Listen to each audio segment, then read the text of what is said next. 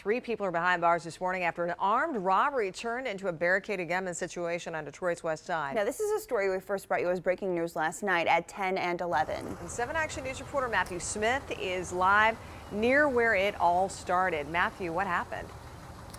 So a teenager gets in a fight with a 33-year-old man inside a Coney Island on this block, the 16,000 block of West Warren here on Detroit's west side.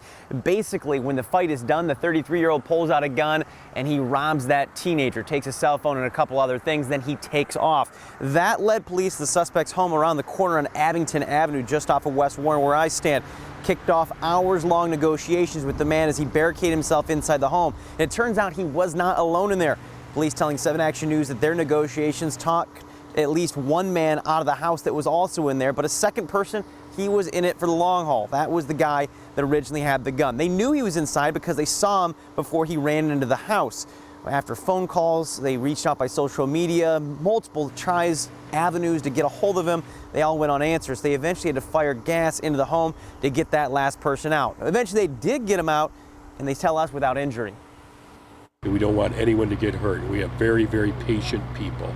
And it was that patience and that continuous negotiation that allowed us to get the first subject out. The other subject, he was a little bit tougher, but, we finally got him out too. What's not so clear this morning is why these other people were involved. Note that you heard Anne-Marie and Alicia. Note 3 people were taken into custody. A third person you haven't heard about yet was a 27-year-old woman. We're still working on the details to find out why the second man and the woman were taken into custody. As we learn those details, we'll update you right here on WXYZ.com. For now, we know all 3 are currently in the Detroit Detention Center. We're live on Detroit's west side. Matthew Smith, 7 Action News. Best case scenario, no one was injured there. Matthew, thank you for that live report.